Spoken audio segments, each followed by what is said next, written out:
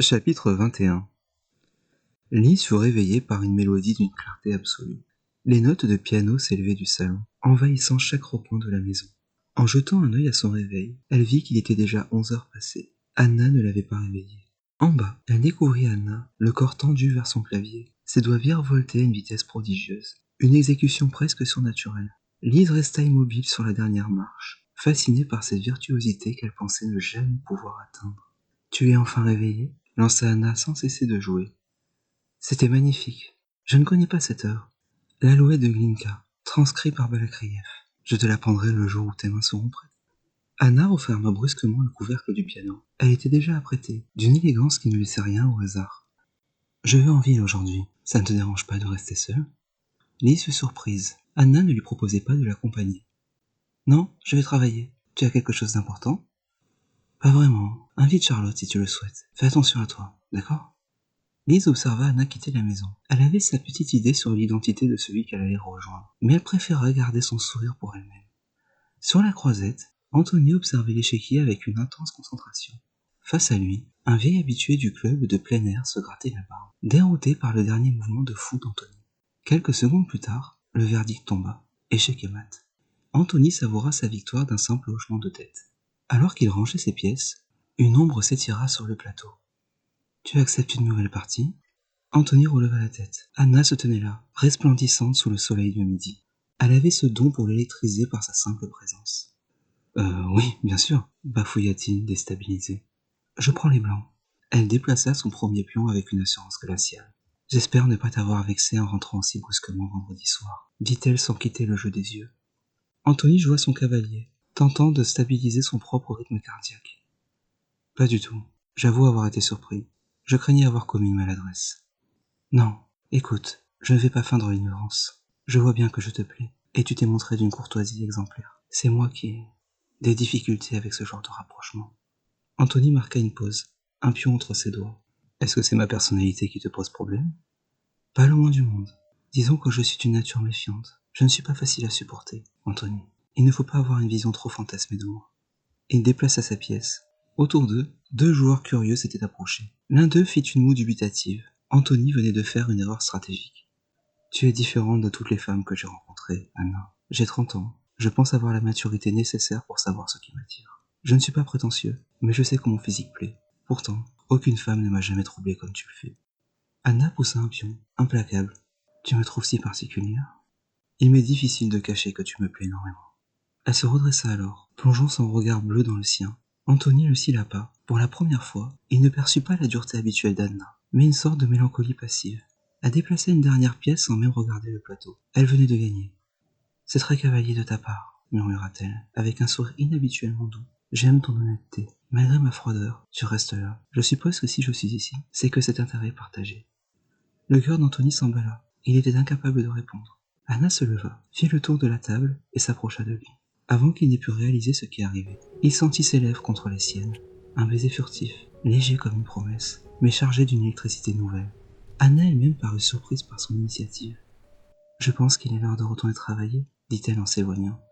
Anthony resta figé, regardant sa silhouette disparaître dans la foule estivale, le goût d'Anna encore sur les lèvres. Julia venait de clore une longue séance de travail avec Park sur le coup du nouveau matériel. En regagnant son bureau, elle fut pétrifiée par une présence inattendue. Anna était là, accoudée au dossier du canapé, le regard perdu vers l'abbé monégasque. Ce n'était pas dans ses habitudes de surgir ainsi, sans prévenir, dans l'antre de sa sœur. Julia s'installa en silence derrière son bureau, observant la mélancolie qui émanait de sa cadette. Elle comprit immédiatement que l'ordre habituel des choses s'était fissuré. Quelque chose te tracasse ? Anna ne se tourna pas de la vitre. Sa voix semblait venir de loin. Un peu. Ça ne te dérange pas que je sois là ? Tu es toujours la bienvenue, Anna. Je suis juste surprise. Il n'y a rien de grave. Où est ta petite protégée ? Elle est à la maison. Julia, je fréquente un garçon. Julia fit pivoter son fauteuil, le visage soudain très attentif. Je vois. Ce n'est pas un mal, Anna. Peut-être est-il temps pour toi de sortir de cette forteresse que tu t'es bâtie, même si, après ce qu'il t'est arrivé, je mesure tes doutes. C'est sérieux ? Pas vraiment. C'est le début. Mais j'ai du mal à m'en réjouir.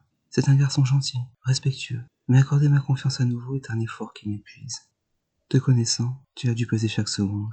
Depuis combien de temps ? Environ 2 mois. Et je n'en savais rien ? Petite cachotière, sourit Julia. Anna tourna furtivement la tête vers elle avant de replonger ses yeux dans l'azur de la mer. Tu as l'air de penser que c'est une bonne chose. Écoute-moi, Anna. Je t'ai vu traverser le pire. J'ai vu l'agressivité, l'isolement total, cette colère noire qui te rongeait. Le fait d'avoir pris cette jeune fille sous ton aile t'a transformé. Tu as repris goût à la vie. Tu n'es plus cette poupée mécanique qui suivait une routine réglée à la seconde pour ne pas sombrer dans la folie. Même nous nous reconstruisons. Et il y a encore quelques mois, tu ne serais jamais venu me confier cela. Alors oui, c'est une excellente chose. Anna se tourna enfin vers sa sœur, le regard adouci par une reconnaissance muette. J'espère, j'ai envie de croire qu'il y a un intérêt à vivre au-delà des algorithmes. Tu as été accomplie trop jeune, Anna. À 23 ans, tu avais déjà tout conquis. Et le traumatisme a frappé au pire moment. Je me souviens qu'avant cela, tu cherchais déjà un but. Ces soirées mondaines, ces gens vides, ça ne te ressemblait pas. La perte de notre père a aussi laissé un vide immense. Mais quand je te vois avec Lise, je retrouve un peu de ce lien-là. Tu as fait un pas immense. Tu es peut-être prête pour le suivant. Qui sait, j'aurai peut-être une nièce un jour. Un soupçon de malice revint dans les yeux d'Anna. Tu as 30 ans, Julia. C'est plutôt à toi que je devrais dire ça. J'ai trop de travail pour ces futilités, balaya Julia d'un geste de la main. Si tu le voulais, tu pourrais tout arrêter, vivre comme moi, ou devenir mère au foyer. Tu me connais, Anna. L'immobilité m'ennuie à mourir. Merci de m'avoir écouté, murmura Anna en se levant. Je vais aller saluer Park et rentrer. Je ne veux pas laisser Elise seule trop longtemps. Prends soin de toi, Anna. Malgré nos différents passés, n'oublie jamais que j'ai toujours été là. Le piano résonnait dans la maison. Anna monta du sous-sol et s'arrêta un instant pour écouter Lise jouer. Elle nota quelques imperfections, mais choisit le silence. Elle s'approcha avec des pas de louve et se pencha vers l'adolescente. Je suis rentrée. Lise sursauta le cœur battant. Elle était si absorbée par sa partition qu'elle n'avait rien entendu. Tu m'as fait peur. Je commençais à m'inquiéter. Tu es partie longtemps. Tu devrais être plus vigilante quand je ne suis pas là, Lise. On ne sait jamais. Je suis désolée. J'étais avec Julia à Monaco. Comme le travail ne t'aurait guère intéressé, j'ai préféré te laisser tranquille. Tu n'as pas vu Charlotte? Elle était occupée. Son père est rentré de voyage d'affaires. Elle ne l'avait pas vu depuis longtemps. C'est vrai. Je m'étonnais de son absence au concert. J'imagine qu'il a une situation importante. Il dirige une entreprise, apparemment. Au vu de la voiture de sa mère, je n'en doutais pas, murmura Anna. Au fait, dans 3 jours, c'est le mariage. Ta robe te va-t-elle toujours? Attends. Lise s'élança à l'étage. Quelques minutes plus tard, elle redescendit, faisant attention à ne pas trébucher dans les escaliers. Elle portait une robe bleu ciel, d'une sophistication qui soulignait sa silhouette naissante. Son visage rayonnait. Alors, qu'en penses-tu? Anna lui fit signe de se tourner. Lise s'exécuta avec grâce, faisant virevolter le tissu dans un immense sourire. Tu es magnifique. Elle est parfaite. Merci Anna, vraiment. Je n'ai jamais eu une robe aussi belle. Tu la mérites. Va la ranger maintenant. Il ne faudrait pas l'abîmer avant la cérémonie.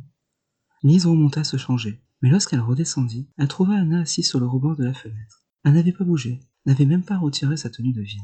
Son regard semblait s'être perdu quelque part sur l'horizon, là où la mer rejoint le ciel. C'était une posture inhabituelle, presque inquiétante pour une femme si ordonnée. Anna, quelque chose ne va pas? Tout va bien. Pourquoi cette question? Je ne sais pas. Tu as l'air ailleurs. Ne t'inquiète pas. Tu vas aller dîner en ville? Ah oui, je veux bien. Je vais me préparer. Anna regarda Lise s'éloigner, les paroles de Julia résonnant encore dans son esprit comme un écho persistant. Le lendemain matin, alors qu'elle s'apprêtait à nager, Anna s'arrêta nue devant le grand miroir de son dressing. Elle resta un long moment à s'observer, le souffle court. Elle passa une main sur sa poitrine, caressant la courbe de sa peau, avant de laisser glisser ses doigts le long de son corps, jusqu'à l'endroit le plus intime. Un frisson la parcourut, un tremblement qu'elle n'avait pas ressenti depuis des années. C'était une sensation primaire, presque sauvage, qui la terrifiait autant qu'elle l'intriguait. Elle se sentit soudain à la merci d'un désir qu'elle ne maîtrisait plus, se demandant avec angoisse comment elle réagirait si Anthony venait la toucher. Elle nagea ensuite pendant 1 heure, enfermée dans sa bulle d'eau, tentant de noyer ses doutes. En sortant, elle vit un message sur son téléphone laissé sur la table de jardin. « Veux-tu m'accompagner aux îles demain ?» Anna reposa l'appareil. Elle prit le temps de se sécher méticuleusement, le regard fixe, avant de répondre. Lorsqu'elle entra dans la maison, Lise, qui lisait, leva un regard interrogateur. « Quelque chose ne va pas, Anna? Tu es bizarre depuis hier. »« Tu trouves? Que fais-tu demain, Lise ?»« Je vais voir Charlotte. Elle veut me montrer sa robe et on va faire de la musique. »« Pourquoi? Tu voulais qu'on fasse quelque chose ensemble ?»« Je demandais simplement. Je vais m'absenter la journée, moi aussi. Je suis contente que tu aies cette amitié avec Charlotte. » Lise ne répondit rien, mais le froid soudain dans l'attitude d'Anna la troubla. C'était comme si la femme des premiers jours, distante et impénétrable, était de retour. Plus tard, Anna posa son téléphone sur la table basse. L'écran s'alluma dans le silence. Lise, passant derrière le canapé, aperçut le nom d'Anthony. Elle comprit alors l'agitation d'intérieur de sa tutrice et s'autorisa un sourire discret. Vers 11h30 à l'embarcadère, ça te va? Sauf si tu préfères que je passe te chercher. Ça ira, je viendrai en voiture. À demain. Au fait, je vais prendre à manger. Es-tu végétarienne ou as-tu un régime particulier? Rien de gras ou d'industriel, merci. Anna s'accouda au canapé, le visage absent. Anna, est-ce que ça va avec Anthony? Excuse-moi, j'ai vu ton téléphone. Tout va bien, petite fouineuse, ne t'inquiète pas. Si tu as besoin de parler, tu sais que je suis là. Anna se tourna vers elle. Un instant, l'armure se fendit. Elle s'approcha de Lise et lui caressa les cheveux d'un geste protecteur. Tu es gentille, Lise. Tu deviens une vraie jeune femme. Elle s'éloigna ensuite vers son bureau, fuyant la conversation pour se réfugier dans le travail, là où les sentiments n'avaient pas de prise. À 11h30, Anna était fidèle à sa propre ponctualité. Elle repéra Anthony sur l'embarcadère, vêtu d'une chemise hawaïenne et d'un short coloré. Il arborait une allure de touriste décontracté qui l'amusa. Lui, en revanche, la regarda s'avancer avec un souffle d'admiration. Dans sa robe d'été blanche, protégée par son grand chapeau et ses lunettes noires, elle semblait appartenir à une autre époque. « Tu es très élégante, même pour une excursion aux îles, sourit-il. »« Es-tu fan de JDG ?» demanda-t-elle subtilement. Anthony s'esclaffa. « Je suis surpris que tu connaisses ça. Je le trouve amusant. Je ne suis pas totalement coupé du monde. » Durant la traversée, Anthony l'observa maintenir son chapeau contre le vent marin. Elle lui semblait irréelle, une créature d'un autre monde, si éloignée de son quotidien. Une fois sur l'île, ils s'enfoncèrent dans les sentiers boisés. Anna se détendit un peu, offrant même quelques sourires timides aux tentatives d'humour d'Anthony. Ils finirent par s'installer dans une petite crique déserte, un écrin de roches et d'eau cristalline. Anthony déballa le pique-nique qu'il avait préparé, avec un son presque touchant. Sandwich au poulet, tomates séchées et œufs, je l'ai fait ce matin. C'est gentil, murmura Anna en déballant soigneusement son cellophane. C'est une délicate attention. Malgré la douceur du moment, Anthony sentait une retenue. Il n'osait pas évoquer le baiser de la veille, craignant de briser l'équilibre. Ils parlèrent de Céline, de la musique, et Anna finit par l'interroger sur ses propres racines. Il se confia sur Nancy, ses parents modestes, son frère en Allemagne et sa sœur en médecine. C'est une belle réussite. J'essaie d'inculquer cette rigueur à Lise, nota-t-elle. Venant d'un docteur, elle est à bonne école. Tu as dû travailler énormément. Pas vraiment. La nature m'a avantagé. Un QI élevé? Oui, mais ce n'est pas si important. J'ai chaud. Elle appliqua sa crème solaire avec des gestes lents. Avant qu'Anthony ne propose une baignade, il retira son t-shirt, dévoilant un corps athlétique et sain avant de s'élancer dans les flots. Anna l'observa un moment, amusée de le voir nager avec une joie d'adolescent. Elle finit par retirer son chapeau et sa robe, révélant un maillot blanc qui soulignait sa silhouette parfaite. Elle entra dans l'eau avec une prudence précieuse, sous le regard conquis d'Anthony. « Tu vois, ce n'est pas si terrible, plaisanta-t-il. Je ne suis pas mécontent que tu sois venu me rejoindre, parce que je ne suis pas désagréable à regarder. Tu as du mal à masquer ton regard, Anthony. Je suis désolé, c'était si évident. Un peu, mais ne t'en excuse pas, nous sommes proches après tout. » Ils nagèrent côte à côte, entre deux eaux. Anna semblait songeuse. « Tu aimerais voir notre relation évoluer de quelle manière ?» demanda-t-elle soudain. Anthony la fixa avec une douceur sérieuse. « J'aimerais qu'elle aille plus loin, te connaître vraiment, partager plus que des instants volés. » Anna sortit de l'eau sans répondre. Elle se sécha méticuleusement, s'assurant que ses cheveux restaient secs. Puis Anthony la rejoignit sur le sable. Un silence pesant s'installa.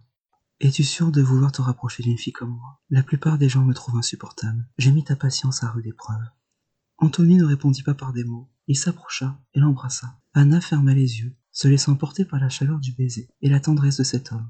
Elle sentit un courant électrique traverser son corps, un réveil sensoriel qu'elle croyait impossible. Mais lorsque la main d'Anthony glissa vers le bas de son dos et effleura ses fesses, le choc fut brutal. Un spasme violent, semblable à une décharge électrique, la traversa, tel un coup de couteau psychologique. Elle fut paralysée par la terreur. Elle s'effondra à genoux, le regard instantanément vide. « Ça va, Anna? Qu'est-ce qu'il se passe ?» s'inquiéta Anthony en touchant son épaule. Elle resta de marbre, la tête basse, prisonnière d'un flashback qu'elle ne pouvait contenir. « Excuse-moi, souffla-t-elle enfin. » Elle s'éloigna pour reprendre son souffle, puis se rhabilla en silence, les mains tremblantes, sous les yeux d'un Anthony désemparé. « On rentre ? On peut marcher un peu, ne t'inquiète pas, tu n'as rien fait de mal. » Ils marchèrent, mais Anna semblait s'être brisée en mille morceaux. Sa fragilité était soudain exposée. « Anna, il t'est arrivé quelque chose autrefois ?» Elle s'arrêta net. « J'ai eu un problème, plus jeune. Je ne vais pas t'ennuyer avec ça. » « Ça ne m'ennuie pas. Tu veux en parler ?»« Non. » Le retour fut un calvaire de mutisme. Sur le parking de l'embarcadère, elle lui prit brièvement la main. « Merci pour cette journée. J'aurais aimé être différente. »« Prends ton temps, Anna. Je suis là. » Seule dans sa voiture, elle s'effondra contre le volant, terrassée par une tristesse ancienne. De retour chez elle, elle ne dit pas un mot. Elle jeta ses affaires et se laissa tomber dans la piscine. Elle vida l'air de ses poumons et se laissa couler, fixant la surface miroitante depuis le fond, luttant contre l'instinct de survie jusqu'à la brûlure de la suffocation. Elle remonta haletante et s'assit dans l'herbe, le regard perdu vers l'horizon. Elle ne sentit pas Lise approcher. Quand une main se posa sur son épaule, Anna pivota d'un bond, le bras levé en un geste défensif violent, le regard sauvage. « C'est moi, Anna !» s'écria Lise, terrifiée. Les pupilles d'Anna mirent de longues secondes à retrouver leur humanité. « Excuse-moi, Lise, j'étais ailleurs. »« Ça s'est bien passé ?»